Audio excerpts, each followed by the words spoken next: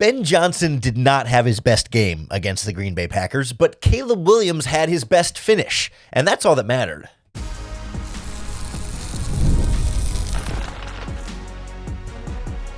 You are Locked On Bears, your daily Chicago Bears podcast.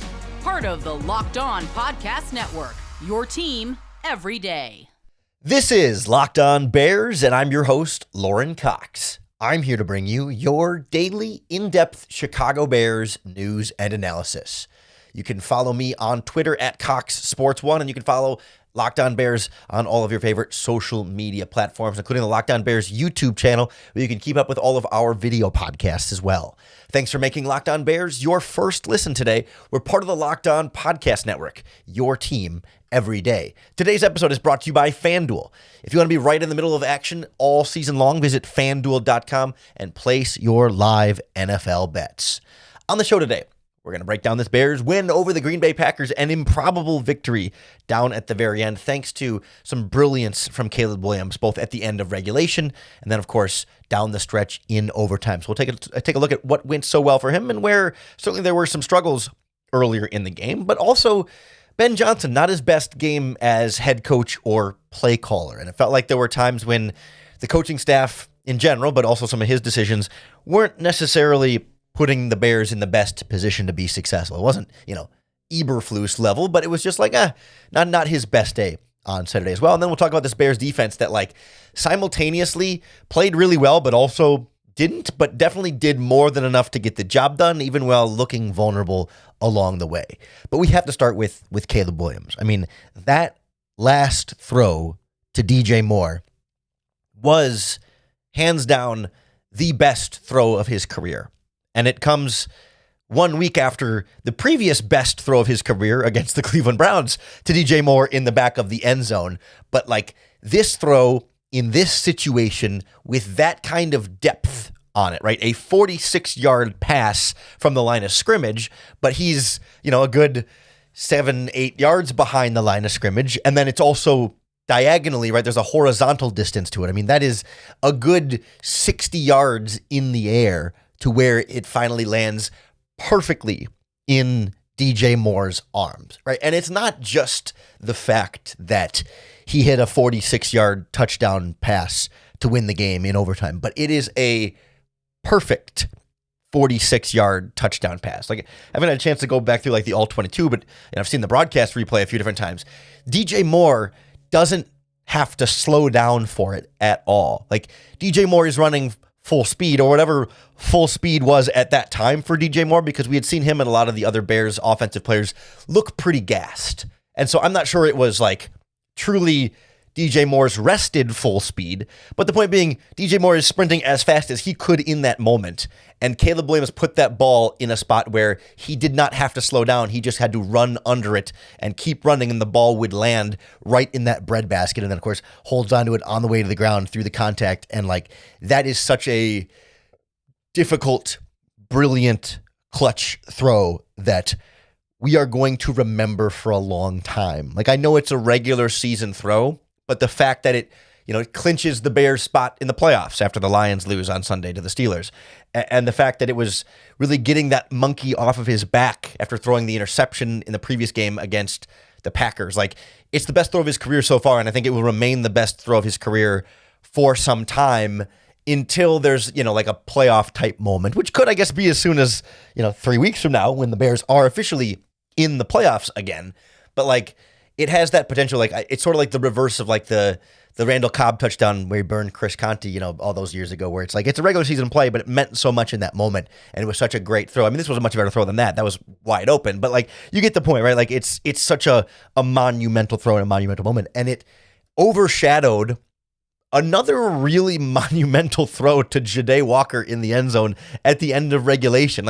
That was one of the most impressive throws of Caleb Williams' career. I don't know if it's number one, but it would have been maybe the best throw of the year so far, when he's being blitzed, he's under pressure, he's fading away to his right, he's floating up the end zone, and I know Ja'Day Walker ended up pretty much wide open, but the physical difficulty of putting that pass there was also extremely impressive in the most clutch of critical moments. That was make or break time gotta have it, right? And when Caleb is blitzed and floating back there, it's what, fourth and 4 from the 6-yard line. When he floats that ball up there, when he first lets go of it, we're thinking, oh God, he's just floating some kind of 50-50 ball in the end zone because he knows there's no throwing it away. You just got to put it up there and let somebody happen. And then when Ja'Day Walker is open and comes down with it and gets both feet in bounds, it's a miracle. But gosh, that's an impressive throw to make under poise, especially when the Packers had been blitzing him all game. They had getting free rushers in his face all game, and he was pretty good at throwing the ball away and getting rid of it quickly in those moments. But to be able to know that Ja'Day Walker was going to be there and throw it with anticipation in front of him, right? He's not standing still in a curl route. It's like you're leading him while barely able to set it all, and it's all arm, and you're kind of just trusting that he is going to go get it for the game-tying touchdown throw. Another absolutely incredible pass from Caleb Williams in the biggest moment of the biggest game of the season up to this point. And if you gained any doubt in the closing seconds of the last Packers game about just how clutch Caleb is, because he's been clutch all season, but then he gives the interception. If that put any doubt in your head, it is again erased that this guy is special, and especially special in the final moments of a game. And don't get me wrong, it was far from a perfect performance from Caleb. I don't know that, certainly the finish was the best way he's ever finished a game, but from start to finish, I wouldn't say it was his best game. He had at least one throw to, I don't remember who he was targeting, but that Xavier McKinney almost picked off an interceptable pass there. There were a couple balls that felt like they were in harm's way, and there were a couple balls that were inaccurate. I'm not here to say wow, that was the greatest Caleb Williams thing for 4 quarters that we've ever seen. But obviously, when it mattered most, he got the job done. And that's ultimately kind of all that matters. You can't isolate it in and separate it and say, well, the stuff earlier was therefore he had a bad game or whatever. Nope. He won the game for the team.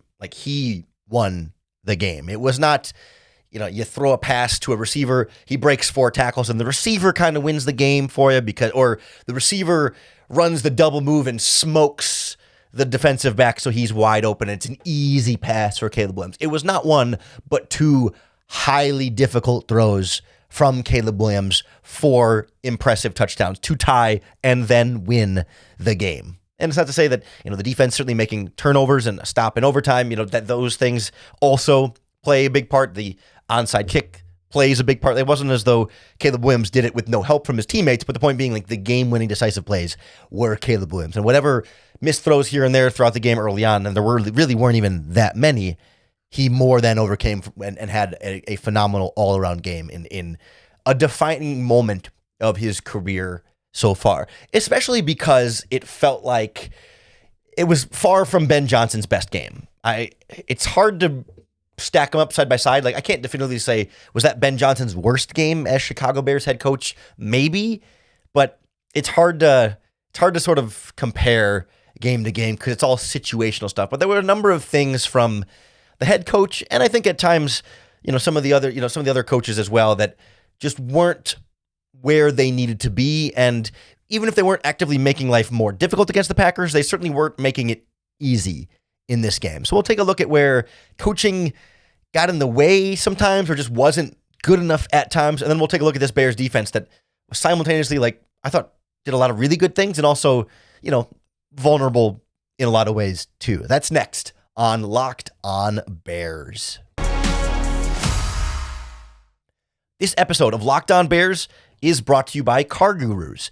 Car shopping should feel exciting, not confusing. And with CarGurus, you get the confidence you deserve because they cut through all the noise so you can actually see the best deals on the cars you want. Because when it comes to a big purchase like this, you deserve the best deal. And CarGurus makes the whole process simple by giving you real information, real deal ratings, and more listings than anyone else so you can shop the way you want. Last time I bought my car, it was a used car.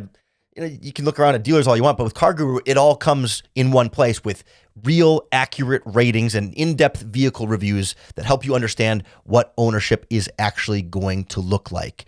And you can also filter by just about everything, mileage, trim, and features, so you're only seeing the cars that actually fit what you need. CarGurus connects you with trusted dealerships for a transparent and hassle-free buying process. With over 4 million listings, the most of any major online automotive marketplace, you'll always find the best deal. So shop the way you want with the tools, data, and unbiased deal ratings that make it easy. Buy or sell your next car today at CarGurus.com. That's CarGurus. CarGurus.com.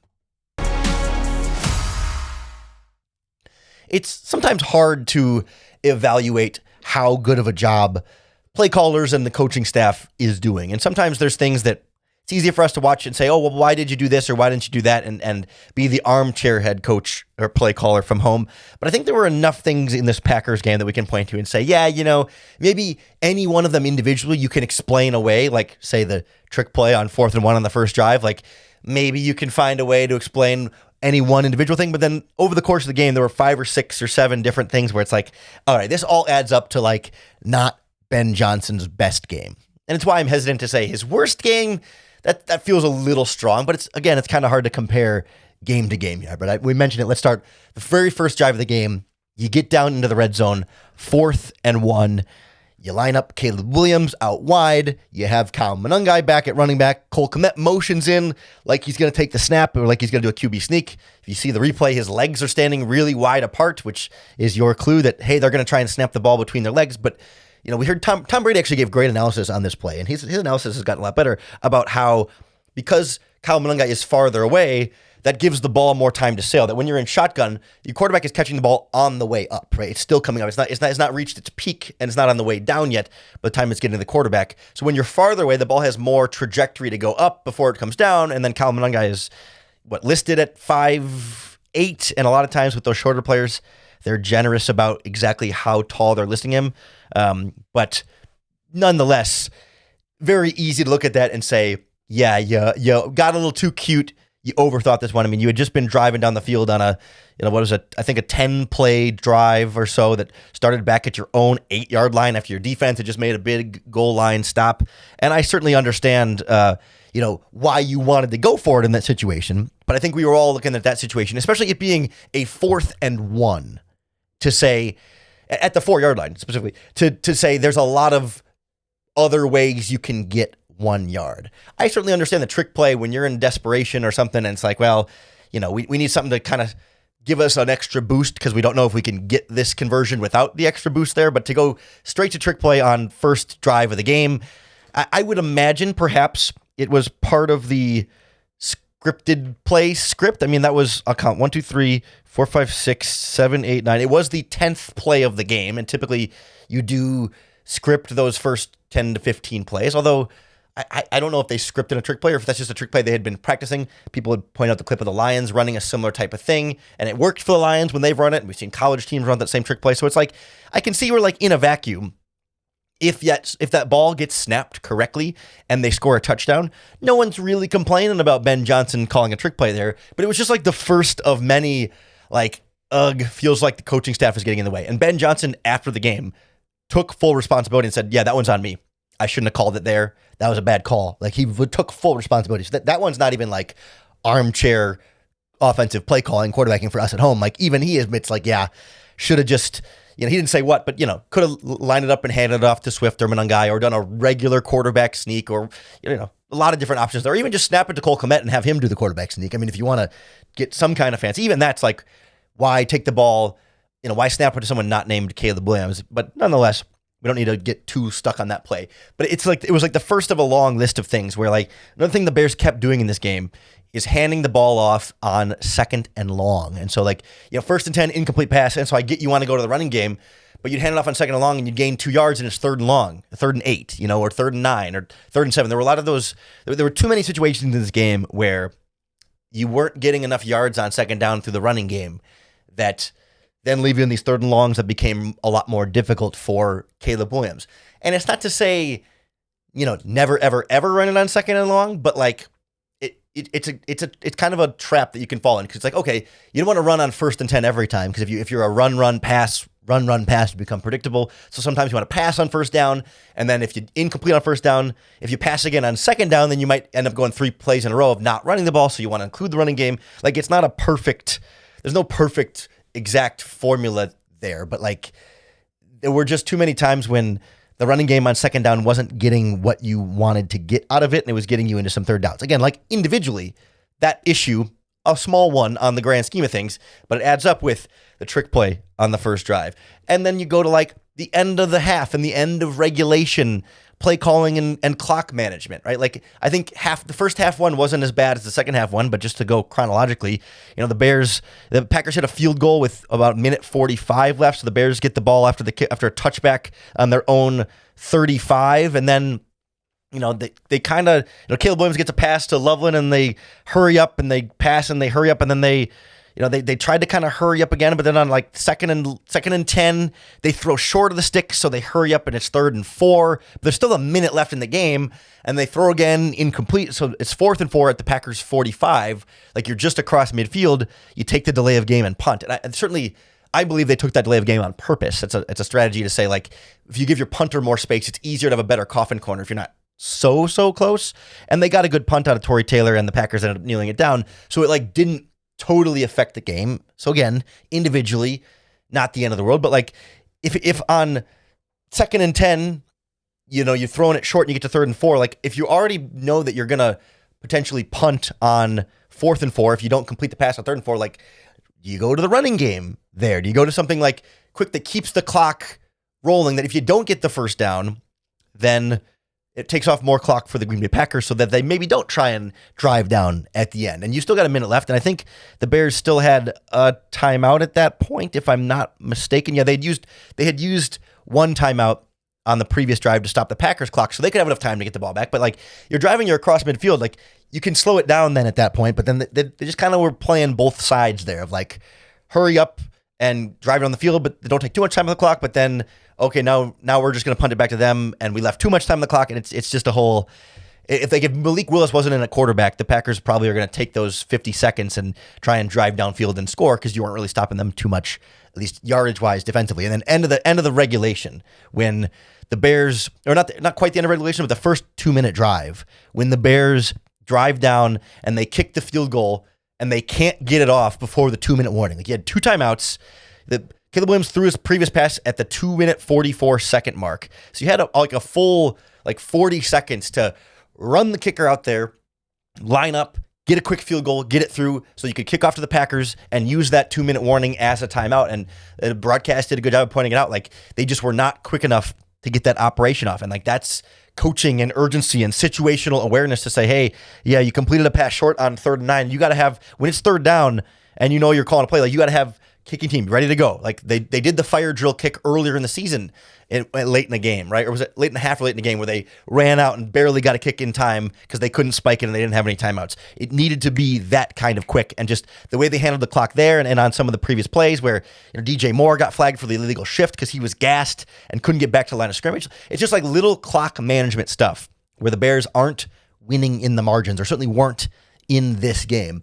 And the bigger picture, Ben Johnson didn't have a lot of great answers for the Packers blitz. I mean, there were a handful of plays off the top of my head where an unblocked rusher comes in free and Caleb Williams has to run away and just throw it away, just dirts it or boots it out of the sideline. And good for Caleb Williams for not taking sacks in those moments. I think he got sacked, once or whatever in this game, but like, it's still good for him to avoid. Actually, I don't think he got sacked at all, but nonetheless, good for him to avoid something worse happening on the play. But I would have liked Ben Johnson to have more options available for Caleb to say, hey, if they're blitzing again, you got this hot route here. Running back in the flat, tight end in the flat. You're throwing a screen into the blitz. You're throwing a quick slant. Like, to build in more answers for the blitz, because it just felt like most of the time, at least when the Packers were really sending the house, the only answer was run away and throw it away. And that's better than a sack, but like, the bar is a little higher for Ben Johnson as the offensive play caller and mastermind to say, hey, like, not only should you be able to avoid sacks, but like, you can get a positive play in that. In the same way that in previous games we saw Jordan Love burn when the Bears would blitz and somehow somebody's open behind the blitz for a huge gain. Like, we should expect Ben Johnson to be able to do that too, and he wasn't able to scheme that up in a way that proved to be effective in this game. We can go back through the All-22 and see maybe they were trying to build options in, and it certainly doesn't help not having Rome Odunze or Luther Burden out there. But again, like, those are excuses, and I want Ben Johnson, we can hold to a higher standard of like, you're the genius offensive coordinator, you got to be better. Just like how with Caleb, hey, you're the number 1 overall pick, you got to make those clutch touchdown throws, and he did. So it's like, Ben Johnson, you're the wonder boy, genius offensive coach. Like, you got to have better answers for that than what the Bears had offensively there. There's just not a real excuse there. Whereas, like, I think on defense, there's always a little bit more excuse for Dennis Allen and that group struggling because we know what their weaknesses are. But this is a defensive performance that I find hard to pin down because some ways you look at it, like the literal points, they did great. They held the Packers to 16 points. A lot of other measurements, not a great defensive performance, but they got the job done. So we'll take a look at some of the good and the bad from this Bears defense and how we try and evaluate, the game then overall next on Locked On Bears. This episode of Locked On Bears is brought to you by FanDuel. NFL Sundays move fast. One big play and suddenly everything feels different. Say an onside kick recovered or the game-tying touchdown at the end of regulations. And that's what makes live betting with FanDuel so exciting because you're not just watching the game, you're reacting to it in real time. Because with FanDuel, you can place bets as the action unfolds. Every drive, every momentum swing, every highlight moment.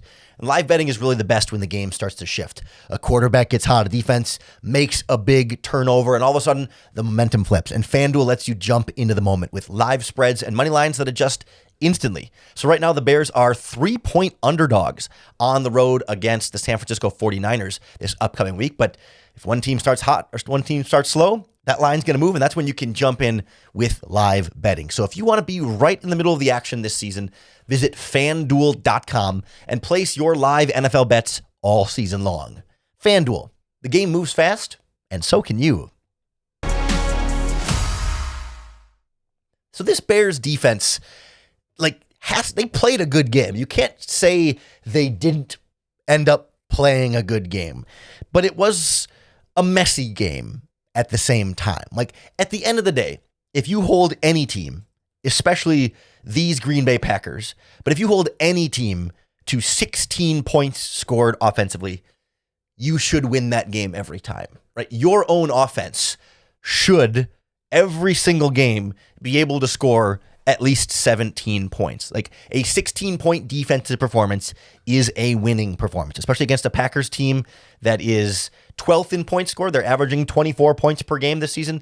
And I know Jordan Love got hurt, et cetera, but even before Jordan Love got hurt, they had 6 points at halftime. Like, 6 points at halftime is a very good half by a defense, especially against a Packers offense that's pretty good and has been scoring at a pretty decent clip the last few weeks. This is the fewest points the Packers have scored in a game since week 10. They had gone 5 straight games scoring at least 23 points in a game. This game was 16. And again, the Jordan Love stuff, but even when Jordan Love was out there, they were not scoring at a high pace. That absolutely is ultimately a good defensive performance.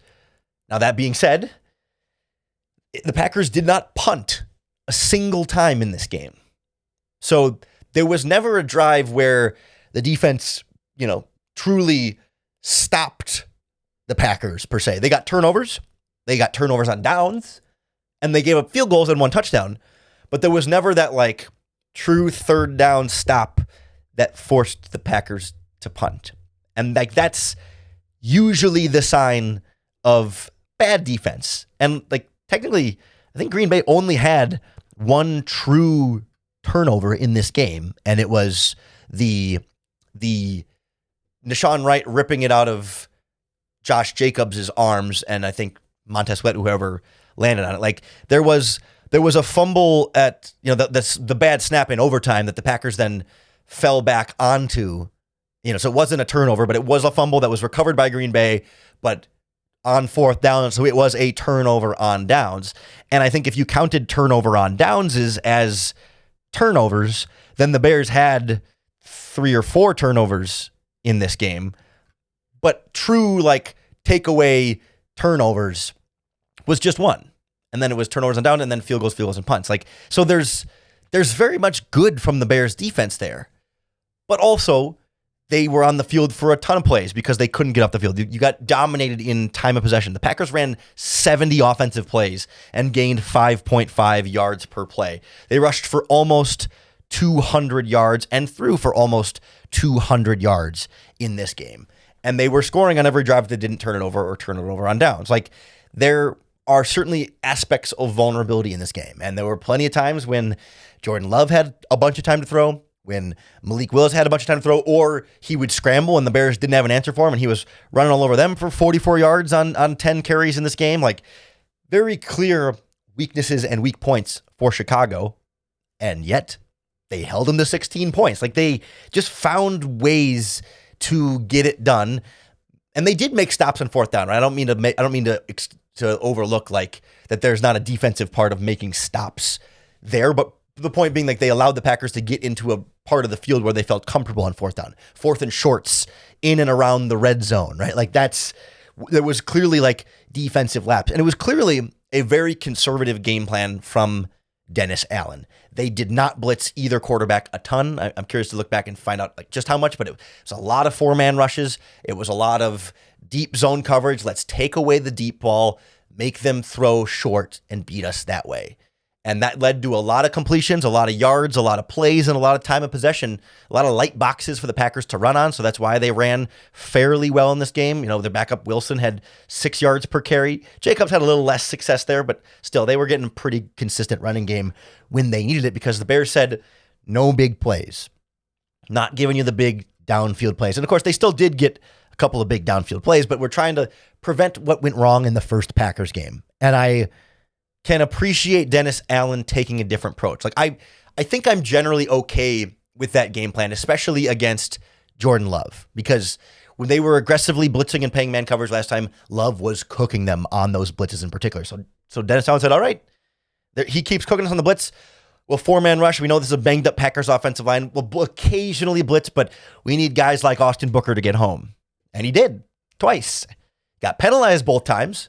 And the Bears had 10 penalties for 105 yards in this game. Again, like a coaching issue when the guys keep getting penalized over and over and over again. But, you know, those free penalties undid big sacks by Austin Booker.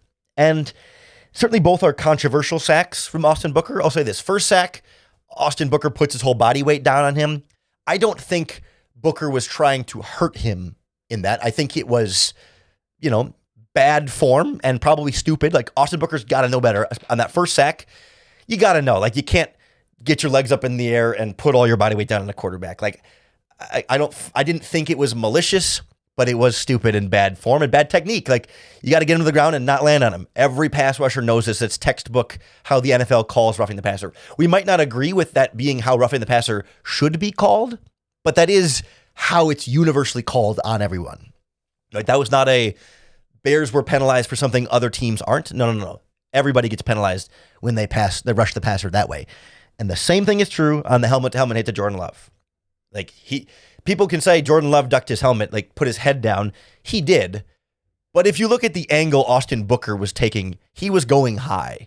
And again, I don't think Austin Booker was trying to put his helmet into Jordan Love's helmet to injure the guy. I really don't think there was a malicious intention to injure. There might be an intention to hit hard, an intention to push him in the turf hard, an intention to make him want to get the ball out quicker next time because he doesn't want to get sacked by Austin Booker again. Like, there is intention to cause discomfort, but there is not an intention to knock him out with a concussion. Like, I don't think Austin Booker was intentionally aiming. Like, Austin Booker's head is down. Like, he's looking at the ground, so he's not seeing forward where Jordan Love's helmet is.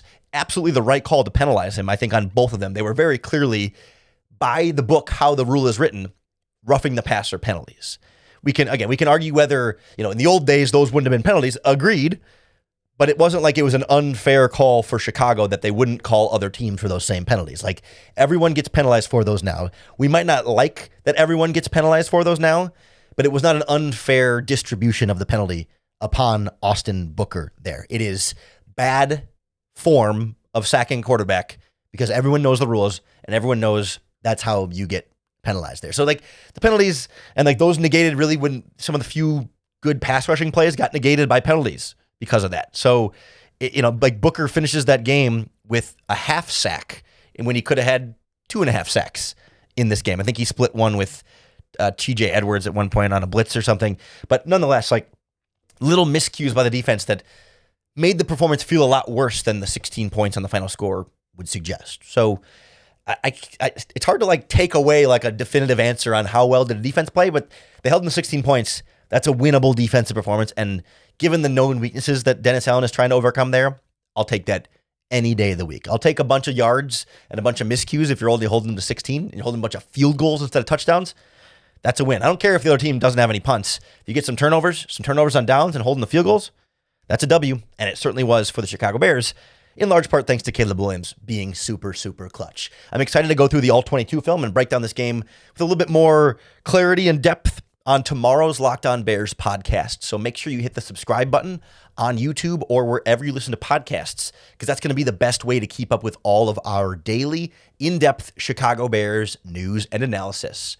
Thanks for making Locked On Bears your first listen today. We're part of the Locked On Podcast Network, your team every day. And if you're one of our everydayers that tunes into Locked On Bears 5 days a week, first of all, thank you very much. We appreciate it. We do the show for the diehard listeners like you.